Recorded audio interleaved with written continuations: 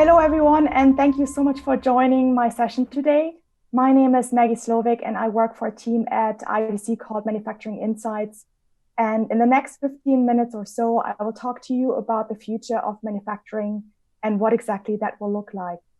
And in particular, I will talk to you about the capabilities that manufacturers have to develop, why technology is key in enabling what we call the next normal, so the post-COVID period, and how technology investments need to be approached now to really yield the maximum result. And over the past few months, we frequently have been asked the questions by both vendors as well as manufacturers themselves. Well, why should manufacturing companies invest in digital transformation when they have been shaken up by the pandemic so much? And let me ask this question here to set the scene, which you could just move on to the next slide, please. And this is tricky to answer because manufacturers have experienced a multitude of shocks since the outbreak of the crisis. And we're just building up the slide. And you see these shocks here on the left-hand side. So for one, they experienced a supply shock. Many manufacturers had to reduce and even entirely stop their production. Others had to switch their production programs into producing face shields or ventilators to meet humanitarian needs. But of course, it's not all about production itself. We also saw a drop in demand, both in B2B and B2C, which is what we refer to as demand shock here. Imagine the impact on revenue stream, for example, for a candy manufacturer servicing cinemas. This could mean 15% of revenue just gone overnight.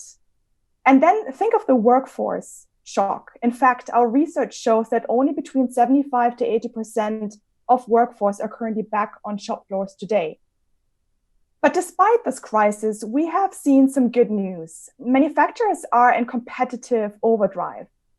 Here at IDC, we have been running a COVID-19 impact survey series to understand how exactly companies have been impacted. And what you can see here is that 67% of EU manufacturers want to take advantage of their competitors' weaknesses and gain market share. And 56% want to introduce new business offerings. So despite the impact the latest COVID-19 crisis has had on the manufacturing industry, it has certainly not stalled manufacturers' efforts to achieve competitiveness and the desire to innovate. Next slide, please. So how are manufacturers changing their capabilities as they are navigating through the crisis and preparing for what we call the next normal?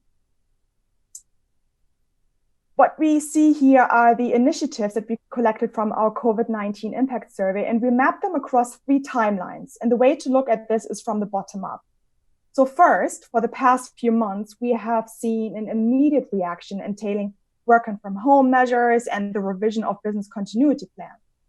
And moving into the purple area, as companies are heading into recession in the second half of the year, they will focus on improving their forecasting capabilities and their customer engagement model. And then in the longer term, heading into the yellow area, or even sort of like into mid-2021 and beyond, companies are looking at diversifying their supplier base and engaging in ecosystems to create more value-added products and services. And across all of these timelines, just animate it one bit, companies are working on digitizing their operations, leveraging more automation, as well as contactless solutions. And then just one more animation. And sustainability is also on the rise. I'm sure you might have wondered about this. 46% of European manufacturers state that the pandemic has had a positive impact on their sustainability development goals. So it's certainly something that's currently on the rise and taken very seriously. By the way, this is IDC's take on what the recovery will look like. And against these different stages, we plotted the activities that we hear or see manufacturers undertaking. So first of all, at IDC, we expect not a V, but rather a U-shaped recovery. And you can well relate. Most companies are already beyond experiencing the first shock, the reaction phase. And the majority, in fact, 41%, are now facing an economic slowdown. And as they are bracing themselves for economic recession, they have to raise their operational agility, their process visibility, and their demand sensing capability. And in this critical time, it's important to know that these manufacturers can't afford to spend money without seeing an immediate return on investment. And after this long valley, economic recovery will eventually emerge, but the other side of the U will be very different. Now, we're talking about, you have already heard it, a next normal, where companies will make use of more technology to potentially operate in a whole new way. And in this recovery, they will drive innovation, which requires the acceleration of their digital transformation investments. We also think that manufacturing, actually we're staying on the slide, sorry. We also think that manufacturing will possibly be based on smaller market pockets and shorter value chain. And we also see product, services, and relationships shifting from face-to-face to digital. So some companies are looking at creating their own marketplaces as their end game to be able to disrupt the market and lead the ecosystem. Essentially, in this environment, companies have to reconsider their supply chain footprint and transform their operations to make them fit for purpose and ready for the next disruption. And in fact, successful companies will be those that will be able to embed new digital skills in their processes in order to cope with the unprecedented challenges that the time is posing on them. So as companies recover and prepare for the next normal, that also means working on their resilience. Animate, please. So when we asked manufacturers how resilient that they think they are across a number of dimensions, we see that even during the pandemic, they have a very high degree of confidence, especially when it comes to the resilience of their brand. But at the same time, if we look at the next image, they also know that they have to make changes to various aspects of their business resiliency strategy, especially when it comes to their workforce. But more worryingly is the fact that quite a number of manufacturers in Europe, well, they're still unsure whether or not they should make changes and whether their level of resiliency is really adequate to handle future challenges. So really, they need a lot of help with that. And saying that, let's take a look at the areas driving most change in the supply chain. And this comes from our supply chain survey run in April. Here we asked respondents to provide their top three answers, if you will, and there are two ways of looking at this chart. If you look at the overall average ranking, you see that cost reduction is the biggest change driver. But if you look at what ranked as the number one choice, and we can animate this, it is really about new technology investments. So maintaining technology investments, even during these troubled times, is important. And why is that so? Well, it creates digital value. And in fact, let's take a look at the business case for digital transformation, or DX. Yes, COVID-19 has been a wake-up call for European manufacturers, but there's also been what I would call an early mover advantage. Next slide, please. So since 2013, we have been tracking the performance of a panel of 1,000 manufacturing companies worldwide, that is in terms of both revenue as well as profit.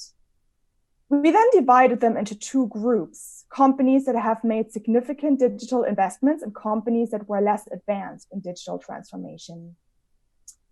And then we tracked the performance over time. And you can see that companies that are more advanced in digital transformation are doing noticeably better and doing so consistently.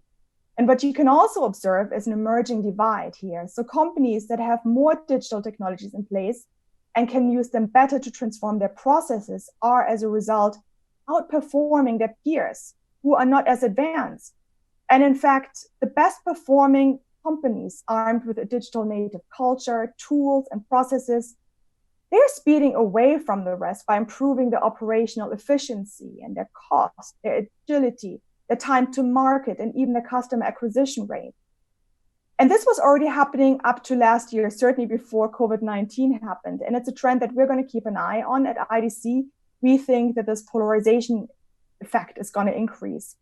And on the right-hand side, you see that at a C-level level, they realize that it's important closing the gap in their digital transformation journey. And they're not taking any cautionary approach.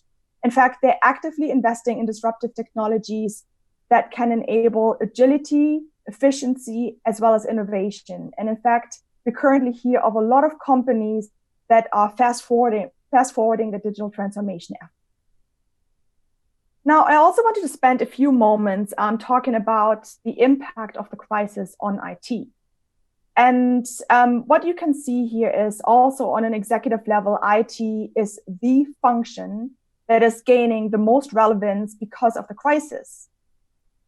In fact, IT leads the force of this transformation. But with that said, companies are having to reinvent their IT organizations and their skills and their practices to become more fit for purpose in the future for this modern world that we're expecting post-COVID-19. Now you can see at the bottom of the right-hand graph that enterprise applications and user experience, they still matter, but the priorities of skills, they have been reshuffled. You see featuring at the top process automation, data analytics, and cybersecurity. And by the way, we also see the rise of digital application units making use of low-code technologies. And this has the potential to change how manufacturers solve their problems. And it will also create new use cases across the extended enterprise and make IT faster and more independent, if you will. Let's take a closer look at how investments are being made on the next slide, please. Now, we see a combined group, if we just animate this, of manufacturers who either aggressively seek out emerging technologies or they want to be the leaders of innovative technologies, new technologies. And these two groups, they are really the risk takers who want to create advantage. But you will also notice that just under 40% of companies, they have a more pragmatic approach. They are looking for proven technologies, yes, but not necessarily innovative ones.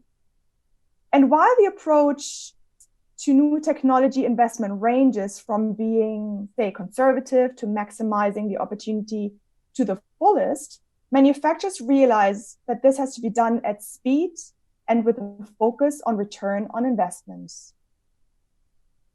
Now, let's take a look next at which technologies manufacturers are investing in.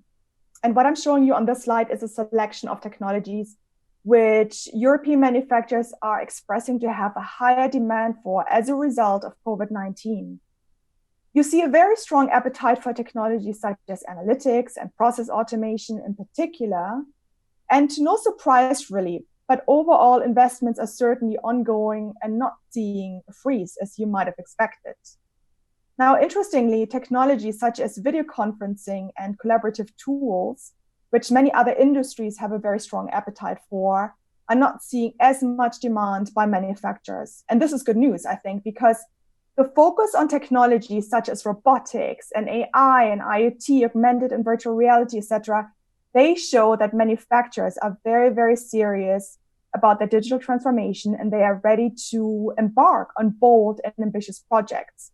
And these are the technologies that are complex and time intensive to implement, and they require the involvement from a range of stakeholders. And again, this really shows the serious intentions that manufacturers have in terms of pushing the digital transformation forward. And where does the cloud come into play, you might ask? Well, we are seeing some shifting behavior here as well. Overall, we see cloud is on the rise, but here what we show you are sort of across the main workloads in manufacturing, that cloud architectures are gaining traction. So the move from an on-prem configuration, right, from the lightest color to sort of the blue shaded colors. And there are different types of cloud infrastructure scenarios that manufacturing companies are embracing at the moment. And the idea is to really drive value to business in form of superior resiliency and in preparation for future disruptions as well. I know we often speak about cloud benefits being around cost reduction, innovation, and scalability. But there's actually at the moment a very strong consensus in the community that it's about creating resiliency across processes. And again, that's really good news. So where are manufacturing companies ultimately heading with the digital transformation targets post-COVID-19? And what you can see here on the left-hand side is that while operational excellence still matters, of course, 80% of manufacturers, they want to build relationships with their customers and deliver meaningful products. So they're looking to leap towards what I would call a data-driven market engagement. And to enable that, we see a shift happening from the enterprise to the ecosystem. So today, manufacturers are increasingly placing importance on looking outside of their own industry and seeking value-added initiatives that are centered around ecosystem collaboration. So the drivers of ecosystem collaboration could be numerous, right? It could be about increasing B2B process efficiency or scaling innovations very fast, or data monetization and capitalization, or enabling new business models. Whatever the reasons might be, there's a lot of collaboration opportunity externally, both up and downstream. So do consider that. And to wrap up my presentation here, there are just a couple of key takeaways. I would say, first of all, this is not the time to put digital transformation on hold, but it's really the time to seize the moment. You have seen there's a lot of companies that are very hungry for innovation, for capturing more market share. And you're going to see a lot of companies fast forwarding their investments, and you should certainly not be falling behind. You've seen the polarization effect. You don't want to be falling into this sort of scheme and fall behind by any stretch. So it's really time to invest in digital transformation today, more so than ever. The business case is certainly clear. Number two, manufacturers, you can relate to this, were forced to change at an unprecedented rate overnight, back in March, back in April.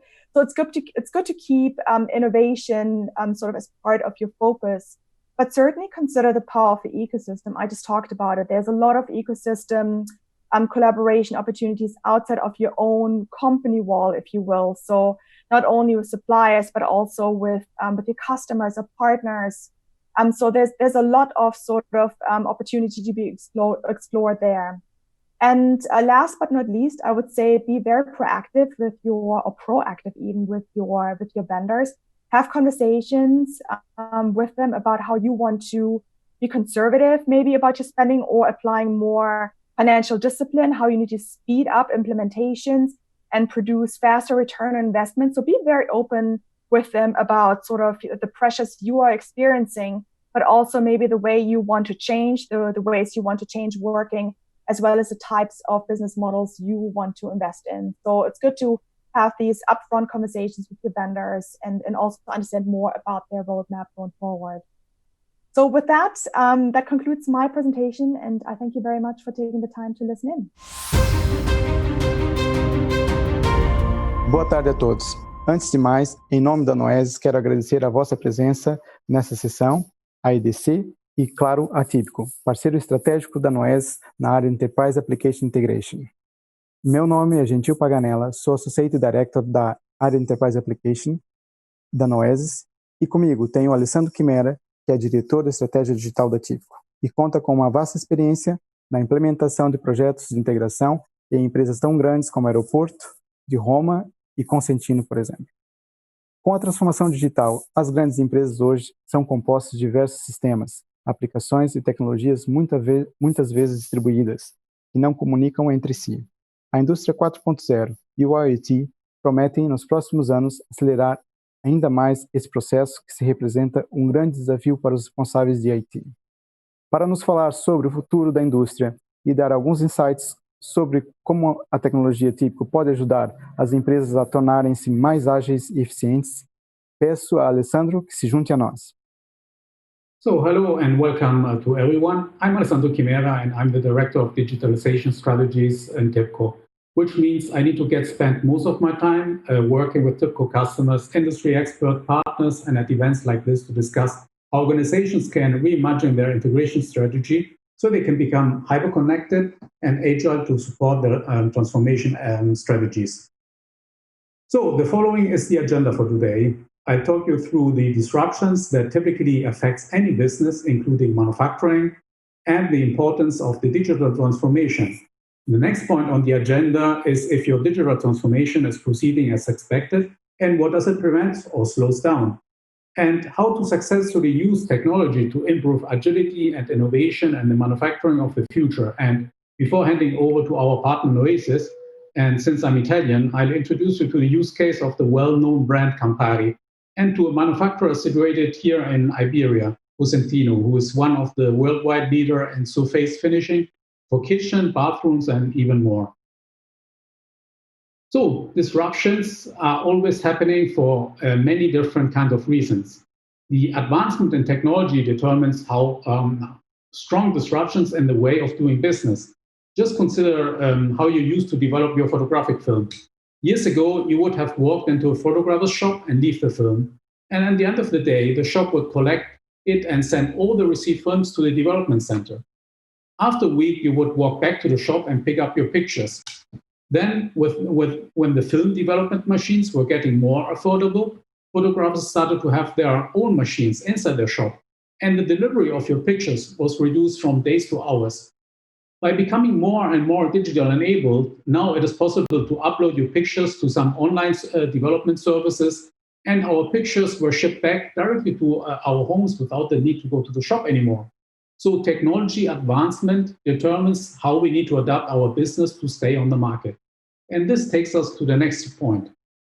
With difficult markets, innovation is key to retain customers and stay competitive. Disruptive, innovative competitors can affect your business, and many manufacturers are investing heavily in research and development to be always ahead of their competitors. Innovation is also used to develop new markets, but requires resources and the right insights to avoid investing in wrong ideas or products. And more than ever, it requires also all departments to work and collaborate together. Then customers.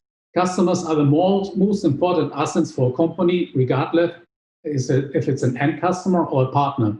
Customers expect to be treated as being unique. Their tastes and behavior influences continuously company strategies that consequently need to adapt the production and react quickly.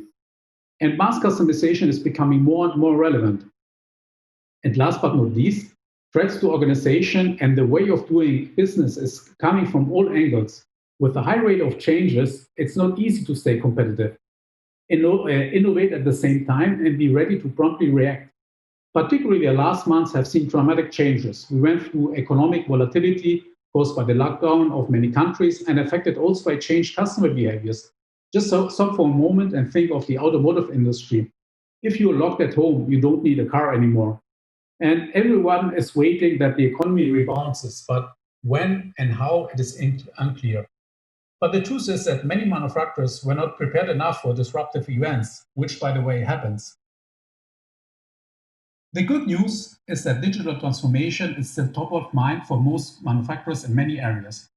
40% of manufacturers will use IoT sensor data to diagnose issues and reduce downtime, which takes us to more predictive maintenance. And 50% of new IT infrastructure will be deployed not anymore on their own data center. And 35% of growth in the digital twin to create virtual factories. And 20 of G2000 manufacturers will employ IoT, machine learning, artificial intelligence to automate decision making. And the pandemic did just push forward the future by almost 5 years. And before the crisis, many companies already started or had plans to start a digital transformation, but suddenly a new unforeseen critical factor was added. How do we stay in business? Since the pace of digital transformation won't slow down, is your manufacturing industry agile and innovative enough? And more important, resilient to survive the next disruptive events, to eventually take advantage or the weaker competitors to outspace them? The transformation, of course, requires support from your IT. But is your IT facilitating or a bottleneck of your digital transformation? There are often gaps between business users and IT. Business users perceive IT too slow, and with in-house data centers, each time a new environment is needed, the provisioning is considered too low. Also, from an IT perspective, a new environment means more resources to allocate to manage it. On-premise data centers scale mostly vertical by adding more hardware, usually as more powerful CPU or more memory, or by replacing a server with a newer one. And there are too many data sources spread across different kinds of systems. What is needed would be a data virtualization solution that unifies all sources in multiple different ways to return trusted data to the right users. Then business user to put under pressure IT when there's need to integrate with API-based providers to create new innovative services. And last but not least, often applications are monoliths where every service is tightly coupled and any change requires development to add new functionalities. Along with monolithic applications, deployments can happen only as a big bang. And this requires to carefully plan when to release a new version to avoid disruption of the business and also downtime. Here, I want to introduce 5 core principles for the future of manufacturing to really leverage cloud manufacturing, where the main goal is to create an ecosystem to be resilient, agile, and innovation to navigate through the next disruptive events. With the 5 Cs, manufacturers need to be more connected, they need to collaborate more internally, but also externally with partners, be more cloud-centric and customer-focused. All this in a loop to continuously improve the principles. To implement successfully 5 Cs, it is necessary that manufacturers start adopting cloud-based strategies. A cloud-based strategy allows you to gain the needed agility with integration, since more and more SaaS providers are offering their service like SAP, and by introducing an API-first strategy. Low-code approach to speed up the time to market, to create newer services and innovate also faster. And then power back to the people, to empower all levels of user and create more synergies. And this correlates also back to low-code approach. Hybrid architectures to decide what to migrate and when. And then scaling and deployment, support out-of-the-box scaling to be able to increase service availability when needed and to speed up the release cycle of new services. And then processing of the edge to allow more IoT, 5G, and serverless computing patterns. The cloud opens up for modern event-driven responsive architectures to process any critical factory event and support your operation with immediate actions to gain the necessary agility to the so-called new normal. So let me tell you what has been able to do one of our customers, Campari. Campari is one of the largest spirit beverage producers in the world, and since 1995, Campari has made 27 acquisitions. Just imagine how many times the company needed to integrate with all different kinds of systems. The beverage producer had the pressure to minimize the time to market, and only by moving to the cloud, Campari had been able to gain the necessary business agility that determined the success factor to sell the new acquired product as fast as possible back to the market.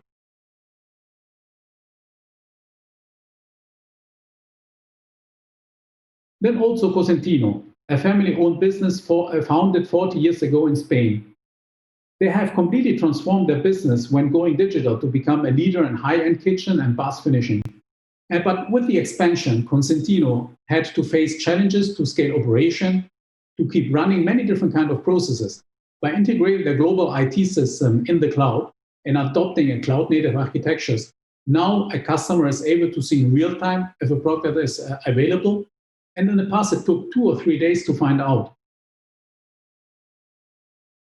And before closing my part, I just wanted to point out that Tibco has a local office in Portugal, and we have a strong partnership with Noesis, who can take you to the next level of manufacturing.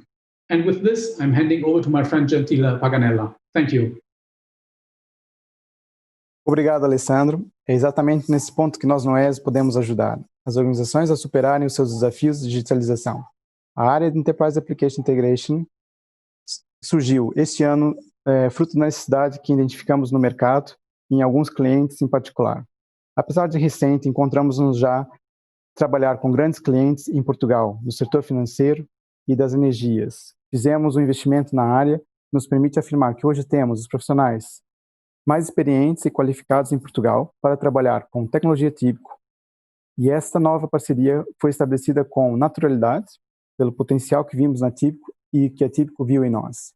Hoje somos Elite Partner da Tibco, o estatuto mais elevado do programa de parcerias e a primeira empresa a atingir esse nível em Portugal. Podemos dizer, e o Alessandro pode confirmar, que somos parceiro número 1 da Tibco em Portugal.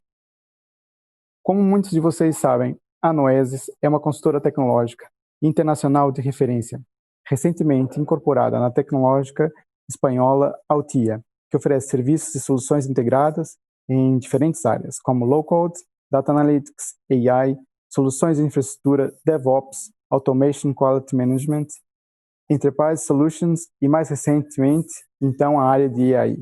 Atualmente estamos presentes em Portugal, Espanha, Holanda, Brasil, Irlanda e Estados Unidos. Como já referi, em 2020 criamos esta área de AI e com o Tibco, como principal parceiro, estamos a apoiar as organizações na gestão dos dados, messaging, mas como o foco principal da integração é o Integration as Service, para que agora consigam integrar todas e qualquer fonte de dados através de APIs e automatizar os vossos processos de negócio para criarem melhores experiências aos vossos clientes. Mais uma vez, obrigado a todos e cá estaremos para dar respostas aos desafios que estiverem por nos colocar.